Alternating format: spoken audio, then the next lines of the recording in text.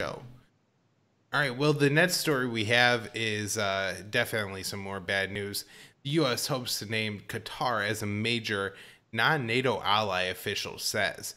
So there's kind of a couple pieces to this story to explain. The U.S. Secretary of State Mike Pompeo recently met with a high-ranking Qatari official, the foreign minister, and they talked. And then after that, a U.S. official said that the U.S. was looking to make Qatar a major non-NATO ally.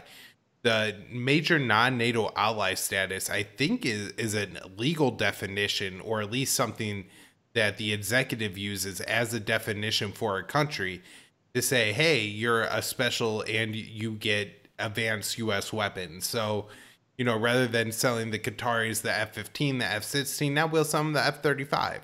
And that's just one example of the potential of becoming a major non-NATO ally.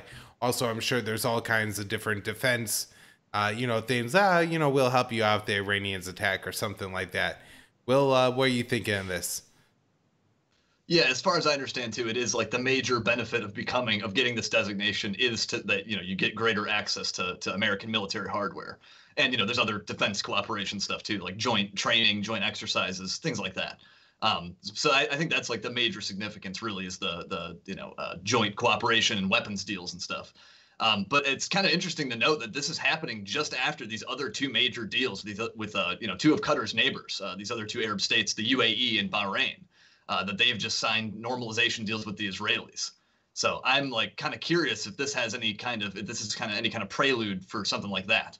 The Qatar says that like they won't recognize Israel. That's like their latest position on this. That like they think normalizing is not the way forward.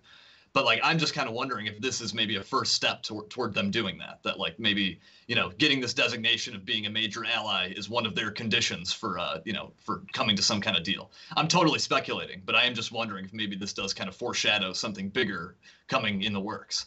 I mean, we've had Trump saying that like other countries in the region are also going to follow suit of the UAE and Bahrain. And I think he was kind of suggesting Saudi, but like, I don't know, like maybe he knows something we don't in terms of like, negotiations going on behind the scenes with Qatar or something. It's also very possible he was just kind of like, bragging and talking out of his behind, but, as he often does with things like this. But again, it's just sort of something that made me curious. I mean, the U.S. does have sort of like some like existing cooperation with the Qataris. Like there's the Al Udeid Air Base, which is I don't think it's technically our air base, but it is like we have a major presence there. It's basically like the CENTCOM headquarters. So like there is a lot of cooperation that already exists between our two countries. So it's not too unlikely, I guess, or too surprising that they would want to take it further with this designation. The interesting thing for me was that the Qatar is still in the middle of this kind of diplomatic dispute that's turned to economic war with Saudi Arabia, Bahrain, the UAE. Although I've heard the UAE have softened a little bit in recent years on this, but really since very close to the beginning of the Trump administration, Saudi Arabia and these other Arab states cut relations with the Qataris.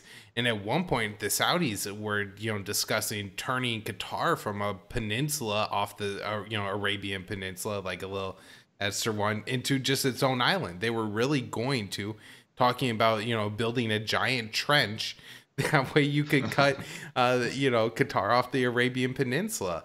And so you have to wonder, like, if maybe this is the Qataris in some way trying to buy some favor with the U.S. to make sure that the Bahrainians or the Emiratis like don't get too many steps ahead of them as far as U.S. weapons goes.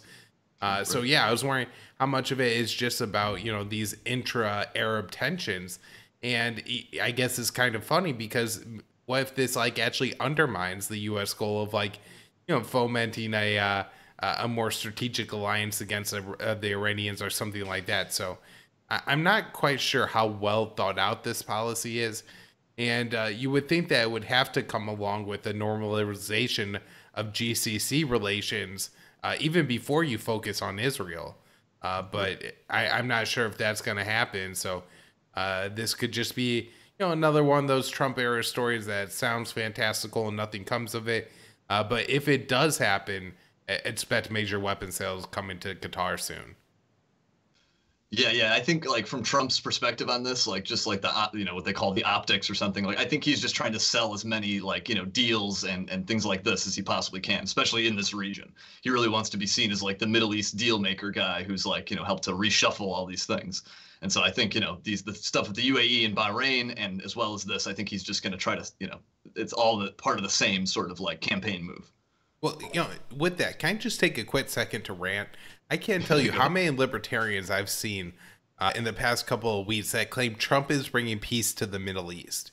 Listen, Yeah. just because, Bahrain is an island full of Arabs, and the Emiratis are, they're the United Arab Emirates. What sounds, more Muslim than that? They don't hate the Jews for that reason. That's not like, it's not like they're sitting there sharpening their knives the whole time, and Trump taught them out of going and killing every last Jew. That's not anywhere near what was happening.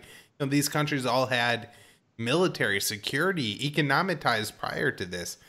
Trump isn't bringing peace to the Middle East. In fact, what he's doing is selling more weapons, which is bringing more chaos and destruction.